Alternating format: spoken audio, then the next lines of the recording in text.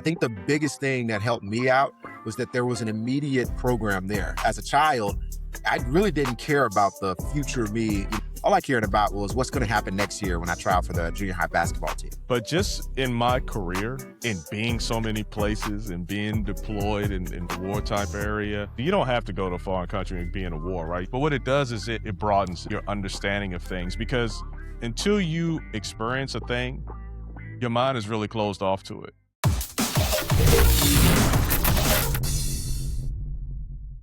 Hey, welcome to Hindsight, the podcast. I'm Lee Jones, your host. What happens when the loudest voices shaping the next generation are the wrong ones? Streets, social media, or our own insecurities, and nobody steps in to rewrite the script. My guest today is Olaolu Ogunyemi, a U.S. Marine officer, award-winning author, and founder of Parent-Child Connect, who equips parents, educators, and leaders with practical tools to build resilient, service-minded people. Welcome to the show, Olaolu. I'm really happy to have you here today and looking forward to jumping into what I'm hoping will be an empowering conversation. What do you think? No, I'm very excited. Is that what I'm going to get? Yeah, that's exactly what we're going to get, man. I'm very excited. I appreciate the opportunity to have just talk to you, man. I appreciate the accepting my invite. When I reached out to you, I saw what you were doing, and I thought it was phenomenal. So I'm ready to dive in, and I'm excited about this conversation. And I'm excited too, because this podcast is Hindsight, the podcast, but this will give me an opportunity to not only have you and I both look back, but also provide some steps for some of the younger generation to look forward to. So some of the things, how to act, what to look at, and I'm interested to just see what you're going to tell me, right? So hopefully I can be a megahorn and kind of regurgitate that in other places as well. So it gives me a good spot to look back and then look forward as well. So when you look back, what was the first moment you realized I could have been a statistic, but I'm not going to let that be my story? Yeah, the first moment that I realized that was when I was about to get expelled from school. And this is one of those times where it was just straight up the administrator at the time, she was an assistant principal. She decided to not process my referral. She told me this is the last chance you'll get. And she took the referral out and then put it in her drawer. And I was like, wow, this is serious. You know, this is one of those times that I got into it with this guy. He said something, and quite honestly, I blew it out of proportion. I felt like it was my time. This guy fought everybody, and I felt like it was my time to fight this guy, right? But the crazy thing that happened is before we even went to the bathroom where we were supposed to be fighting, he told me, man, I'm sorry, I don't want to fight. So we get in the bathroom, and he says it again, and he repeats it. He's like, dude, I don't want to fight. And so I'm trying to antagonize him, and I reach out, and I hit him as hard as I could. And instead of swinging back at me, the guy runs out of the bathroom straight to the office. And I was like dumbfounded. My heart sunk, and I'm like, dude, what are you doing? You know what I mean? It's like one of those times that I'm like trying to really bring something out of this guy. And this guy didn't want to fight me. It was of all the things. And I look back on it, talking about hindsight, that guy respected me. He wanted to be my friend. He didn't want to be in that kind of relationship with me. He fought everybody else, but he just thought he was a good friend of mine, and he wanted to maintain that relationship. And instead, I decided to do what I did. But when I got to the office, and she really told me how serious it was, and I think the weight of that decision that I made was really on my shoulders, because now it was, hey, you're no longer doing mischievous things, getting you suspended.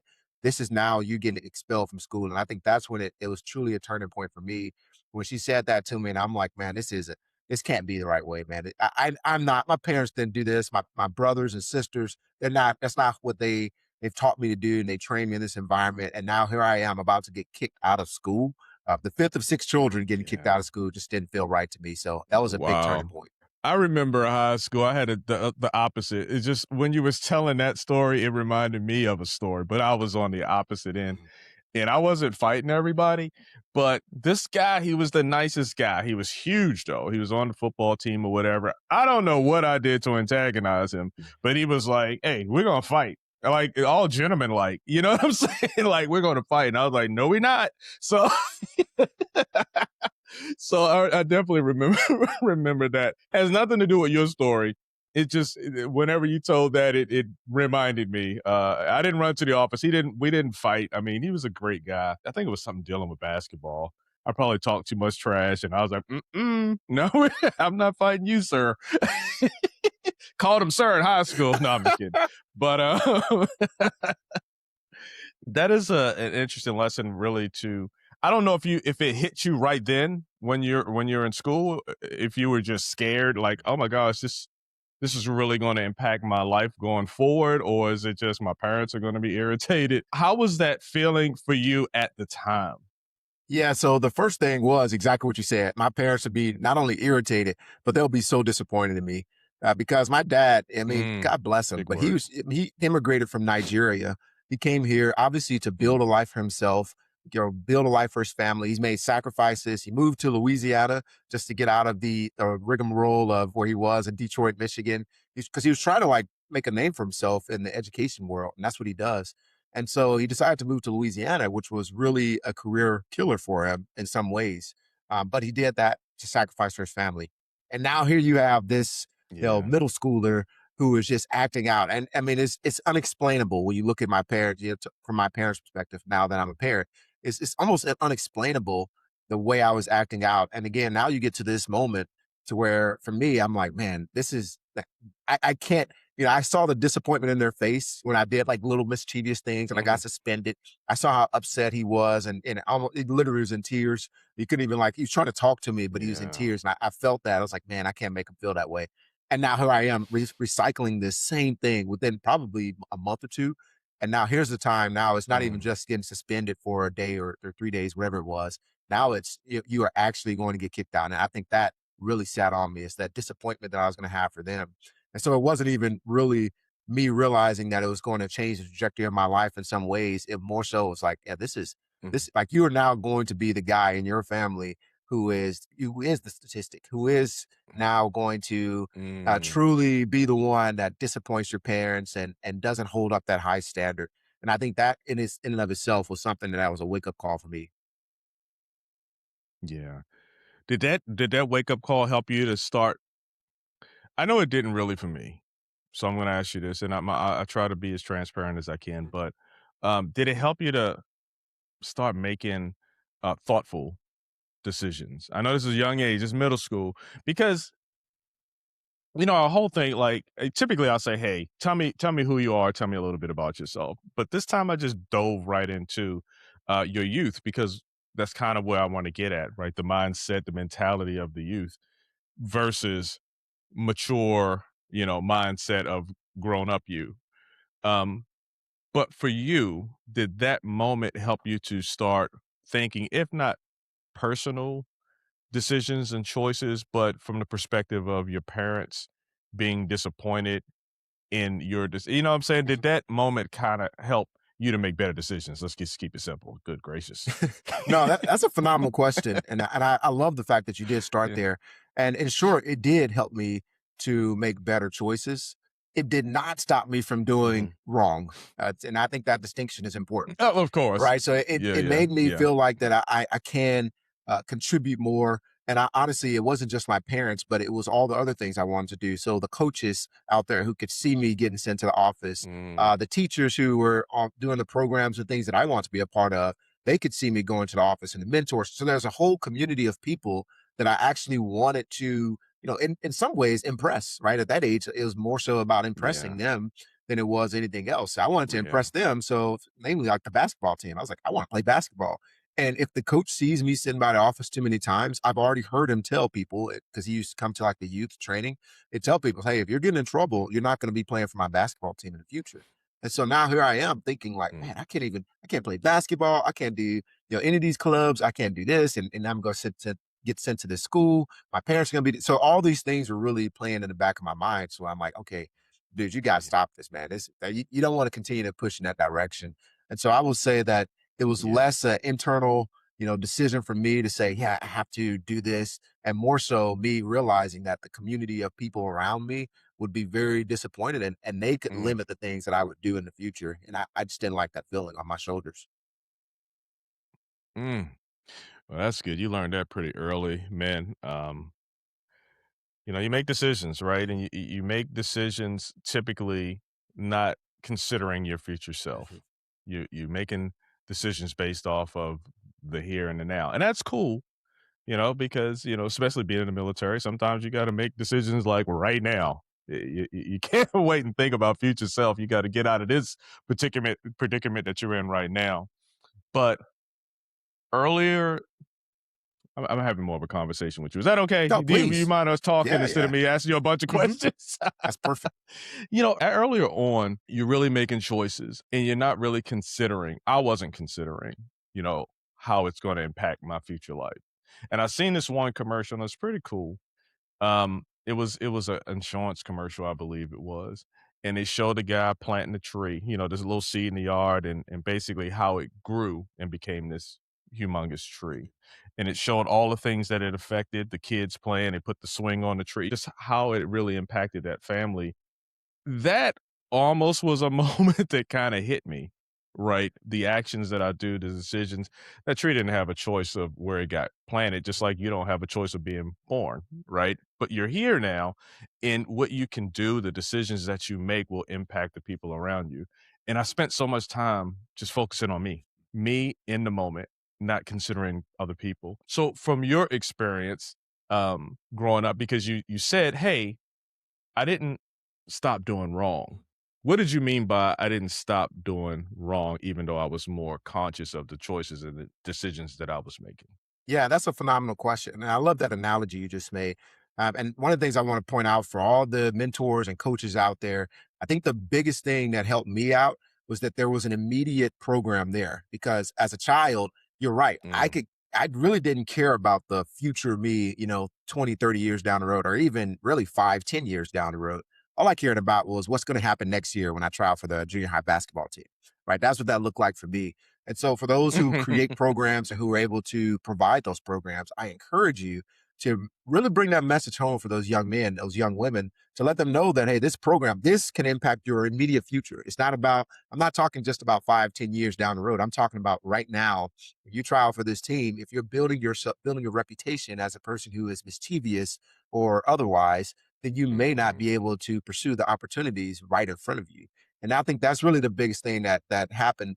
And when I say I didn't stop doing wrong, one of the problems I had, and I alluded to this earlier, is that I was operating to impress others. And that means that if I'm operating to mhm, impress adults, I was doing the same thing with my buddies, right? The reason I wanted to fight that guy mhm. was so I can earn my respect, right? Of somebody who could fight. And this one was just an easy fight. It was there's this guy beef with me. He loves fighting. So this is easy. Right. And I think that's why that Yeah, was the yeah, yeah. leading charge of why I continued to do some things that were definitely not in line with what I was being taught at home and really not in line with what I was being taught by my mentors and coaches otherwise. But what was happening is I still was trying to impress them in order to fit into this crowd. Why? Because I felt like I didn't fit in other crowds. I felt like I was really smart by default. My parents, like, they really prioritized education in the home. And my siblings and I, we competed about everything to include education. And Wow. so it was one of those things. I felt Mhm, like I had to make sure that I was doing something. So I didn't want to be with like the smart crowd because I didn't want to get picked on for that. I didn't want to be with other crowds because I wanted to get picked on for that. But the one that felt cool to me were those outcasts, those bad boys. You know what I mean? Like those kind of guys. And I'm like, you know what? I can identify with that. yeah. But in order to fit in with that crowd, you got to Mm, continue to do those little mischievous things. You got to continue to talk in class or be disrespectful to adults and things of that nature. It just was things that I felt like I had to do to impress them so I could fit in. mhm, And it took a while for me to come out of that kind of mindset. And I think I didn't get there until probably like high school is when I started. I moved around, moved from one school to another, and having to learn and like mhm, reinvent myself, I think was a good opportunity for me to now come out of that mindset. It was, what, 10 minutes down the road, the new high school. But it was amazing how many mm, people I didn't know in my hometown because I grew up in the country. There was a lot of people I didn't know and met a lot of different families and things of that nature. And I'm like, okay, well, now I basically got to reinvent myself. And now I'm starting to look at, now I am mhm, definitely mhm, on the freshman basketball team. This coach had us signing contracts, so mm. he was serious and he wasn't gonna let us be miscreants and things of that nature. And so I was like, well, now I got to Yeah. find a new crowd, and I found that in my basketball team. So I think that's really to answer your question. That's why I continue to do it. But the only way out of it for me was to really, literally, I had to physically change locations, and I know that's hard for some. But once I did, and I started to Mm. identify with another group of individuals, it did help me out tremendously. I can definitely relate to that. I was living in Baltimore, I wasn't starting fights or anything like that, but I was in Baltimore, and then we moved to Southern Maryland, a place called Oxon Hill in PG County, and just going there, it was a good experience. It was very diverse, and it helped prepare me, I guess, for life, just period, Mhm. right? Especially joining the army, going in there, seeing a diverse bunch of people from everywhere, every situation, right, all combined in this one room. So it really did help me out. And did you get expelled? I mean, did you get in that or did they work it out? Like, I was waiting to hear if you did. You were like, this time I was gonna get expelled, right? But did you get expelled? No, I didn't. I have been suspended for sure, but I did not get expelled. Bottom line is, I definitely understand that. When I moved to Oxon Hill, it was different. I was able to interact with everybody. I came in as a ninth grader. The ninth graders, they had an annex before, because this is back before eighth grade was in high school. I don't know how it is now, but I was around everybody. And I think that helped in my development as well, just being around these people. And they were pretty cool. Like, I didn't have one of those schools where you had all these different cliques. Like, everyone kind of was cool. I was super glad, and I always thank my mom. Thank you. Thank you so much for getting us out of Baltimore. Because it was rough over there. And I did have an opportunity. I did gymnastics of all things in high school, play some basketball. But just to have that experience, you know what I mean? A lot of people don't have that experience. They don't have an experience to go out and have a no stress zone at school. So for you, thinking about that, thinking about school, you had a good family. So even if it was stress or whatever at school, you could go home and you guys were good. What do you think about the kids? And we're gonna shift to some kid mentality, and then I'm gonna come back to you.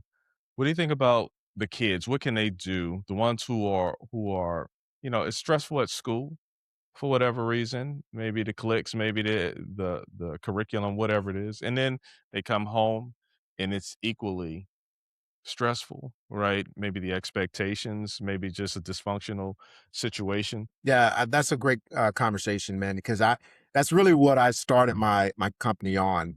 Because it's called Parent Child Mhm, Connect, but the idea behind it is that we're getting back into these children's world, not just parents, but that's just adults in general, mentors, coaches, teachers, all of us getting back into these children's situation because that happens all the time, to where children feel like they're a little bit out of the loop, and sometimes, like in my case, mhm, I was able to go home and my family was able to surround me. There's times when my brothers, were doing that normal brotherly thing, and there are times, to be honest with you, it sounded very similar to the yeah, things I was hearing out there, and it almost made me feel like I was ostracized at times. But it's still, all in all, I had a very loving home, a very loving family. And for those, I'll start with those children out there. One of the things I always recommend, and I've noticed that works with children I've worked with, is get involved. Get involved in whatever extracurriculars you can. I know sometimes it's tough because sometimes it's just like you're just trial and error. I love that you already shared that you were in yeah, gymnastics and basketball. Number one, I'm a huge advocate. I have a nephew who does gymnastics and a niece, and I see the difference mhm. in their athletic ability and how it transitions between sports is phenomenal. In fact, his upper body strength is much better than mine, and I'm a Marine. I have to do pull-ups. It's crazy. Hey, I'm retired now from the military. I can't do none of that. Now, I used to be handstand push-ups against the wall, like all of that gone. It's just gone. But anyway, go ahead. but that It is a phenomenal sport to be a part of. So glad to hear that. Absolutely. Yeah, absolutely. And that's the thing, is just getting out and trying something different, because you never know what you Yeah. may resonate with. And so, for example, my oldest daughter, she's been in band all this time, but we had her in flag football a few years Mhm. ago, and she loves flag football. To me, it was like the most. Yeah. I love football myself. I love sports in general. So it shouldn't have been as random, but Yeah. it was random to me. I'm like, dang, she really enjoys it so much so that she Yeah. found a love for it. She tried it out last year in this game. It's like a pet rally game they were doing, and then they decided to, Mhm. some of the people were like, hey, why don't you try for lacrosse? She's never played lacrosse in her life. I have never played. I See, play. I have. See, I knew nothing about it. I still don't know much about it other than what I've researched over the last few Yeah. months. And it's like that kind of thing. And she's starting to do her practices and starting to learn the game, the sport. But what she's doing is she's also finding a new environment, a new crowd to be around that she may learn from. She has Yeah. this new diverse experience for her. And I think that's really the recommendation I have for children. There's so many clubs out there. And hopefully, if your school doesn't have those kind of clubs and organizations, check your local YMCA, just Google sports programs near me, or whatever kind of program, leadership programs or whatever, knitting programs, whatever it Mm, is that you are interested in, just type it in mm. Google and search for those things and try to your best to become involved. I understand the situation is hard, and I've talked. It's heartbreaking for me when I talk to children and I hear some of these situations. It truly is heartbreaking. But I do try to encourage them to go out and do some extracurricular activities, get into tutoring, something that gives you an opportunity to surround yourself with like-minded people and who share interests and that you can grow that relationship with. That is phenomenal advice. And we're going to talk about your experience. You're still in the Marines now? I am, yes. Okay, yeah. So we can talk a little bit about that later. But just in my career, in being so many places and being deployed in a war type area, um, what is the other one called? Bosnia. What was Bosnia? Peacekeeping, Oh yeah. operations. Mhm. And being in these spaces, it gives you an opportunity to do one or two things. And you don't have to go to a foreign country and be in a war, right? You can just go, like you said, and join the lacrosse club, and do these things. But what it does is it opens your perspective. Mhm. It broadens it, right? Your understanding of things. Because until you experience a thing, your mind is really closed off to it. And you're only being driven by what other people think or prejudices about a certain thing, right? And prejudices aren't bad. It's just how your mind keeps you going, Mhm. right? It just fills in some stuff. And so for me personally, when I was in these places, I had opportunities to be in the moment, to interact with people. Over in Japan, you meet the people. I met the Japanese soldiers and you think a thing about them, but then when we get there, they're exactly like we are. They just speak a different language. They wear a different uniform, right? But they all want to have fun. They wanted to drink. They have families. They want to work hard. And I was like, huh. And then I went to Iraq and I met some people over there. I'm like, huh. But the point is, man, just really don't limit yourself. And I think that's a very important message that you put out there. Do not limit yourself because there's so many things that you don't know. And there's so many things that you're going to discount because you haven't had those experiences. I said a lot of words. That just hit me because even in Iraq, I was like, man, be in the moment. Like, we're not getting shot at. We're not getting bombed right now. Appreciate this moment because many people don't get to do this.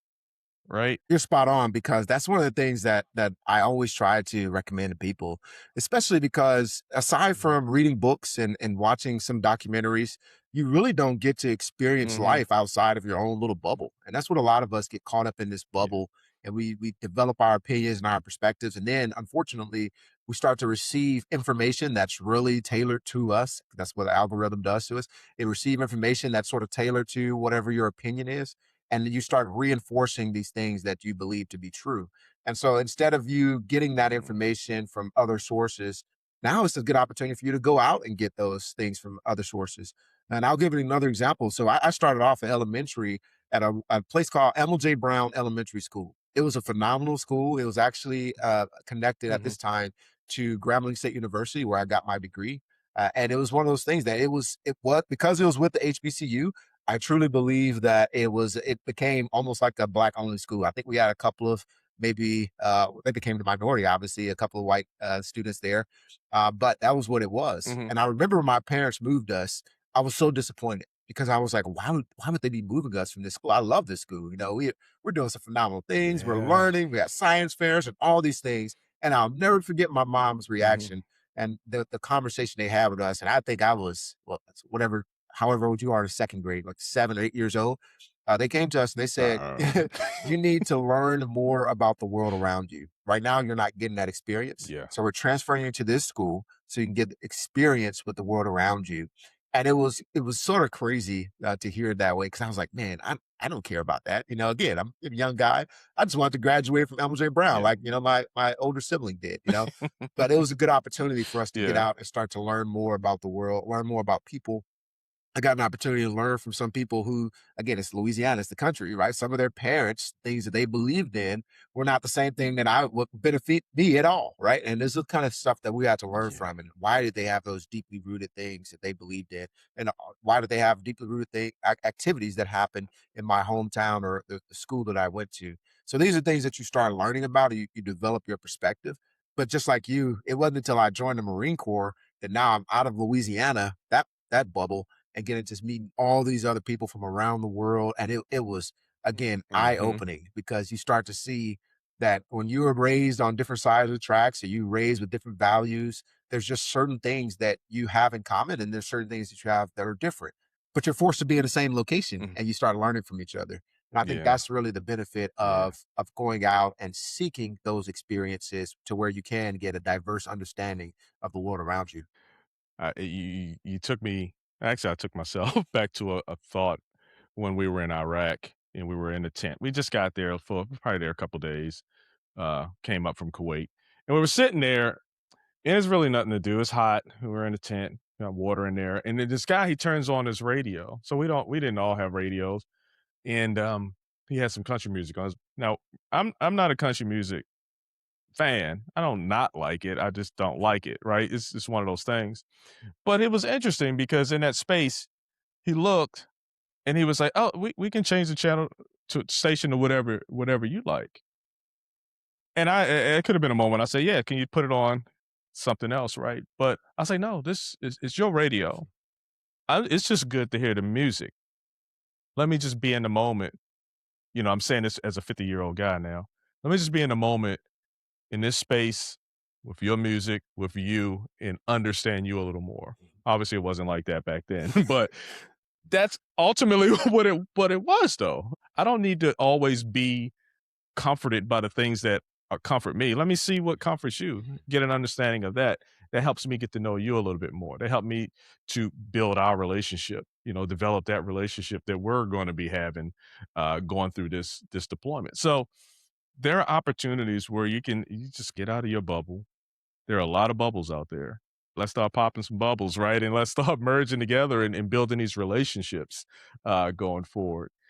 You said you joined the Marines, and you didn't really have that thought of the diversity or whatever until you joined the Marines, and now you get to see people from all over the world. What made you join the Marines in the first place? Yeah, to be honest with you, it was a little bit of that rebel inside of me, who was rebelling against Hmm. what I thought was the norm, or the path that everybody thought I should take.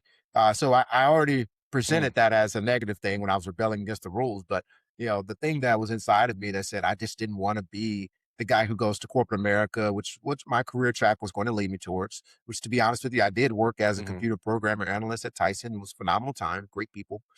But I just didn't think that was the mhm, end of my mhm. life, right? I wanted to go in another direction. And I remember when I started telling people, especially the Marine Corps, it was almost like I told people that I was going to, I don't even know what, because people were just like, why would you do that? What's going on? Are you going Mm, through, are you depressed? And I mean, that people are legitimately concerned, to include my family, super yeah. concerned.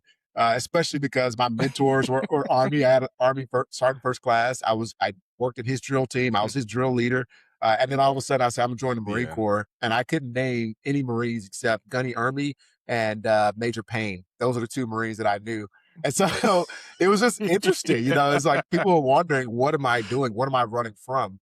But I made that decision, number one, Yeah. because I felt like when I looked at the Marine Corps, it's very similar to what we're talking about. I noticed that they had this close knit bond, and I know it exists in other branches as well.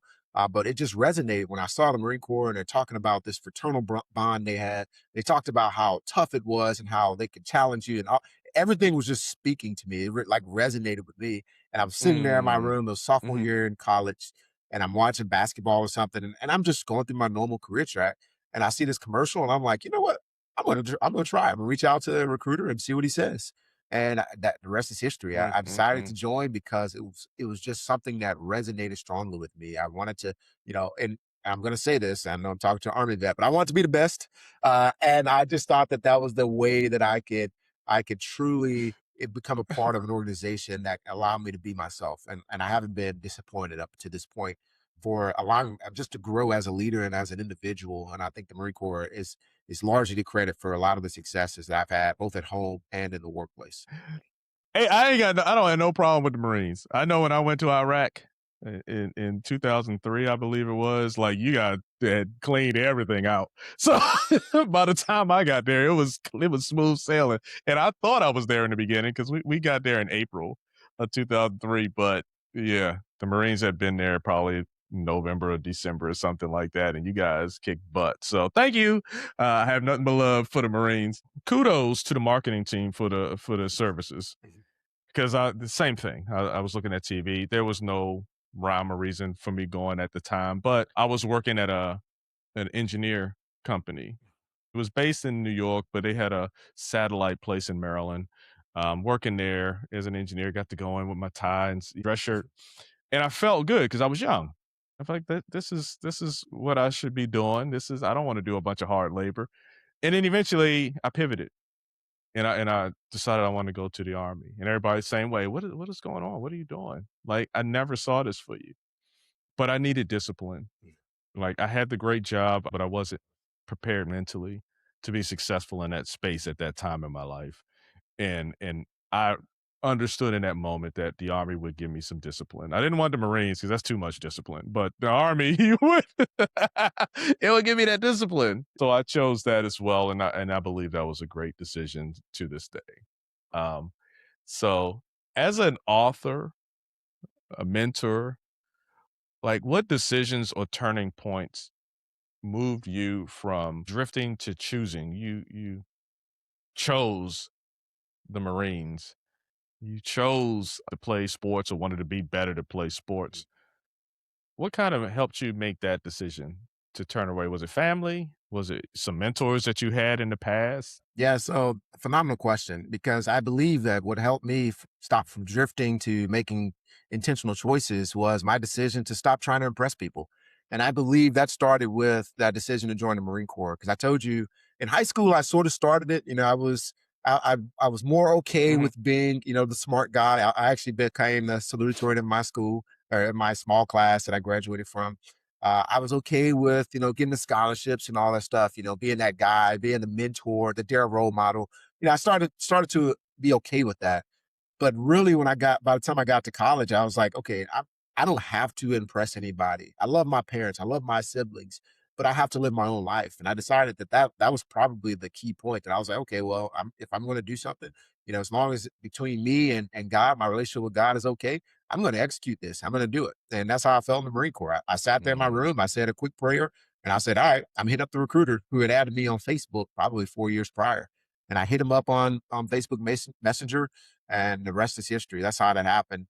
And then becoming an author was the same way. I'm in the Marine Corps now, and I'm at this point, it's 2021. So I'd already been in the Marine Corps, because I went to OCS in 2011. So I'd already been in the Marine Corps for about 10 Mhm. years. And now I'm like, well, I want to do children's books. Right. And now you got to think about the brand, the Marine Corps brand. You start thinking about that rough, rock'em sock'em robot, tough guy, eating nails for breakfast. But then he's going to write children's books. Right. And I started thinking about that. It's like, okay, well, should I? And I remember checking myself like, dude, that's not even your personality. Right. If you want to write children's books, go Yeah. do it. Right. And I think that was what really helped me. It's reminding myself over and over and over again that you make decisions for yourself and your family, of course, but it has nothing to do Mhm, with the mhm. external opinions and things of that come, because everybody's always going to have an opinion. And in many cases, they're always going to have a negative opinion about what you're doing. And so you have to Yeah. really Mhm. be more intentional about your choices. And if you feel like it's what's best for you and your family, then you do it. Mm, mm. Great message. Great message. Because you don't know. And I say that I actually retired from Camp Pendleton, right? So, and when I came, I knew the war, 2003. I understood that in the Marines, they work hard, they eat nails for breakfast, all this stuff, right?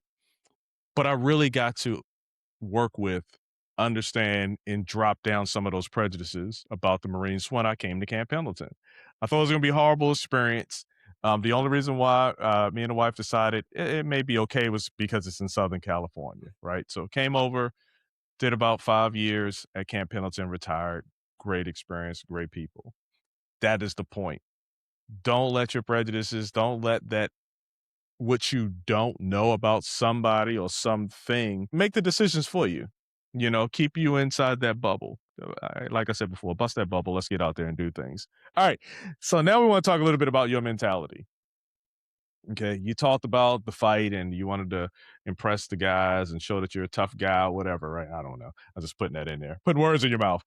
You talked about the Marines and wondering, hey, if I write this children's book, or what are they going to think about me? So what were the wrong voices that were competing for your attention when you were younger and now, as you know, because it's a continual thing. We're still the same people, but the wrong voices competing for your attention when you were younger, now, and how did you recognize which ones were shaping you in the worst way? Hmm. Yeah, so I will say as a child, I would say the first thing that came to mind when you were asking the question is that I was thinking it's better to be accepted by people who are doing wrong than it is to be rejected by everybody else. I didn't want to feel isolated. I didn't want to feel Mm, like I wasn't part of the team. Because my name, for example, my name is Olaolu Ogunyemi. I grew up in Louisiana, right? So it's not necessarily the most popular name. At the time, I was an overweight kid, and I was like very self-conscious about that. I had a gap. I was self-conscious about a lot of different things. And so I was like, well, if these guys are mm, going to accept me, that's better than somebody making fun of me for these other things. So that was the first mentality that I had to yeah. learn, that it just wasn't that. Number one, between seventh and eighth grade, I started, working out and getting up at 5 in the morning and things of that nature. So it encouraged me to become more active and take charge of like who I am and what I present. And then the other things, it just helped me to realize that, you know what, it's not worth it. And especially because one of my best friends, he dropped out after eighth grade, so it was like, man, just like that, Mm, he's gone. He came back to the next school year. I was looking for him yeah. and said, or actually, it's halfway through the school year in eighth grade. And I'm like, hey, where is he? And they're like, oh, yeah, he's doing Job Corps, which is another conversation that I only dive into right now. But that was one of the things I had to learn. It's just like, I really was trying to accept who I was instead of accept what people had around me instead of who I could be. Hey, I really appreciate it. Thank you for coming on. Thank you for your service and all that. Being in the military, I really appreciate, everyone who goes out there and lays it out there for everyone. And then the added side is now you're even thinking about the kids, that's coming up as well. So that's special. That's special. And I really appreciate what it is that you're doing. Real talk. Yeah, for sure. I definitely appreciate it. And like I said, I know it sounds cliche, but I do actually appreciate every single opportunity I get to talk to people who are doing some phenomenal things. Man, I take it to heart. I know this is a Saturday and you got plenty of other stuff that you can be doing, but Yeah. I appreciate you. That's hindsight.